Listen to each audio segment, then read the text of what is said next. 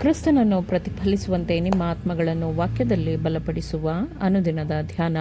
ಇಂದಿನ ಧ್ಯಾನದ ಶೀರ್ಷಿಕೆ, ತಾನು ಆದುಕೊಂಡಿರುವವರಿಗೋಸ್ಕರ ದೇವರು ಅದ್ಭುತವಾದ ಕೆಲಸಗಳನ್ನು ಮಾಡುತ್ತಾನೆ. ಈ ದಿನದ ದೇವರ ವಾಕ್ಯ, ನೀನು ಜಲರಾಶಿಯನ್ನು ಹಾದು ಹೋಗುವಾಗ ನಾನು ನಿನ್ನ ಸಂಗಡ ಇರುವೆನು, ನದಿಗಳನ್ನು ದಾಟುವಾಗ ಅವು ನಿನ್ನನ್ನು ಮುಳುಗಿಸವು, ಉರಿಯಲ್ಲಿ ನಡೆಯುವಾಗ ನೀನು ಕಂದದಿರುವಿ, ಜ್ವಾಲೆಯು ನಿನ್ನನ್ನು ದಹಿಸದು.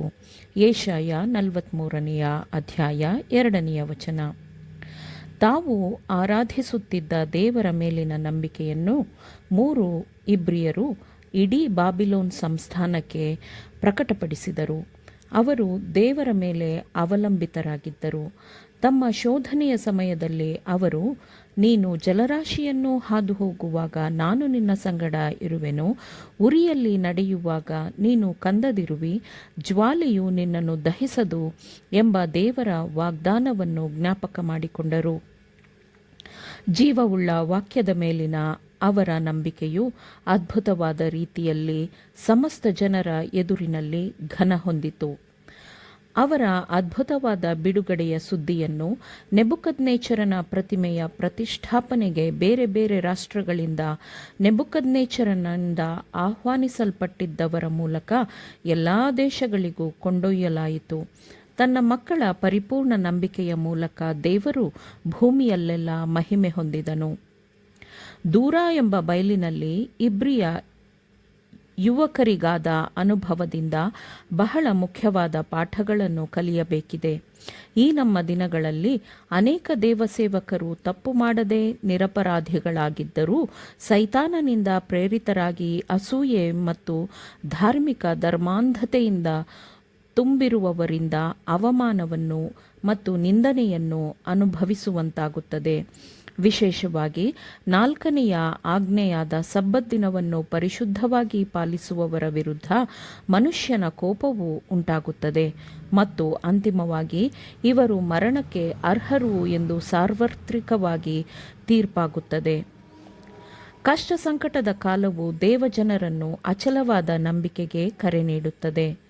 ದೇವರ ಮಕ್ಕಳು ದೇವರೊಬ್ಬನೇ ಆರಾಧನೆಗೆ ಯೋಗ್ಯನು ಎಂದು ಸ್ಪಷ್ಟವಾಗಿ ಪ್ರಕಟಿಸಬೇಕು ಮತ್ತು ಸುಳ್ಳು ಧರ್ಮದ ಆರಾಧನೆಗಳಿಗೆ ಮತ್ತು ಜೀವ ರಕ್ಷಣೆಗೋಸ್ಕರ ಎಂದು ಯಾವುದೇ ತಪ್ಪು ಬೋಧನೆಗಳನ್ನು ಪಾಲಿಸುವುದಕ್ಕೆ ಕನಿಷ್ಠ ಪರಿಗಣನೆಯನ್ನು ಕೊಡುವಂತೆ ಪ್ರೇರೇಪಿಸಲ್ಪಡಬಾರದು. ಪಾಪಪೂರ್ಣ ನಶಿಸುವ ಮನುಷ್ಯರ ಆಜ್ಞೆಗಳು ನಿತ್ಯ ದೇವರ ವಾಕ್ಯದ ಪಕ್ಕದಲ್ಲಿ ನಿಷ್ಠಾವಂತ ಹೃದಯಕ್ಕೆ ಅತ್ಯಲ್ಪವಾಗಿ ಮುಳುಗಿ ಹೋಗಿರುತ್ತದೆ ಕಂಡುಬರುತ್ತದೆ. ಸತ್ಯವನ್ನು ಪಾಲಿಸುವ ನಿಮಿತ್ತ ಸಿಗುವ ಶಿಕ್ಷೆಯು ಬಂಧನವೇ ಆದರೂ, ಗಡೀಪಾರಿನ ಶಿಕ್ಷೆಯೇ ಆದರೂ, ಮರಣವೇ ಆಗಿದ್ದರೂ ಸಹ ಸತ್ಯವು ಪಾಲಿಸಲ್ಪಡುತ್ತದೆ. ಈ ಲೋಕಚರಿತ್ರೆಯ ಅಂತ್ಯದ ಕಾಲದಲ್ಲಿಯೂ ಶದ್ರಕ್, ಮೇಷಕ್, ಅಬೇದ್ನೆಗೋ ಎಂಬುವವರೊಂದಿಗೆ ದೇವರಿದ್ದು ಅದ್ಭುತ ಮಾಡಿದ್ದಂತೆ ಸತ್ಯಕ್ಕಾಗಿ ದೃಢವಾಗಿ ನಿಲ್ಲುವವರ ಪರವಾಗಿ ದೇವರು ಇಂದೂ ಸಹ ಅದ್ಭುತವಾದ ಕಾರ್ಯಗಳನ್ನು ಮಾಡುತ್ತಾನೆ. ಯೋಗ್ಯರಾಗಿದ್ದ ಇಬ್ರಿಯ ಯುವಕರೊಂದಿಗೆ ಬೆಂಕಿಯ ಆವಿಗೆಯಲ್ಲಿ ನಡೆದಾತನು ತನ್ನ ಹಿಂಬಾಲಕರು ಎಲ್ಲಿದ್ದರೂ ಎಷ್ಟೇ ಕಷ್ಟದಲ್ಲಿದ್ದರೂ ಅವರೊಂದಿಗೆ ಇರುತ್ತಾನೆ. ಅವನ ನಿತ್ಯವಾದ ಪ್ರಸನ್ನತೆಯು ಅವರಿಗೆ ಸಾಂತ್ವನ ನೀಡುತ್ತದೆ ಮತ್ತು ಅವರನ್ನು ಪೋಷಿಸುತ್ತದೆ. ಒಂದು ಜನಾಂಗವು ಉಂಟಾದಂದಿನಿಂದ ಇಲ್ಲದ ತೊಂದರೆ ಕಷ್ಟಗಳ ಮಧ್ಯದಲ್ಲಿ ಜನರು ಇದ್ದಾಗಲೂ ದೇವರಾದುಕೊಂಡ ಮಕ್ಕಳು ಅಚಲವಾಗಿ ದೃಢವಾಗಿ ಸತ್ಯಕ್ಕೆ ನಿಲ್ಲುತ್ತಾರೆ. ದೇವ ಭಕ್ತನಾಗಿರುವಂತಹ ಅತ್ಯಂತ ಬಲಹೀನನನ್ನೂ ಸಹ ಸೈತಾನನ ದುಷ್ಟಕೂಟವು ನಾಶ ಮಾಡಲು ಸಾಧ್ಯವಿಲ್ಲ.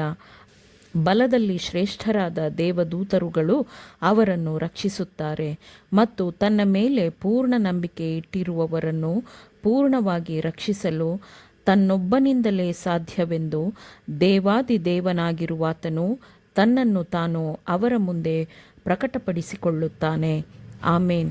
ದೇವರ ವಾಕ್ಯಗಳನ್ನು ಶ್ರದ್ಧೆಯಿಂದ ಆಲಿಸುವವರು ಮಾತ್ರವೇ ಆಗಿರದೆ ಪಾಲಿಸುವವರೂ ಆಗಬೇಕೆಂದು ನಿಮ್ಮನ್ನು ಉತ್ತೇಜಿಸುತ್ತೇನೆ.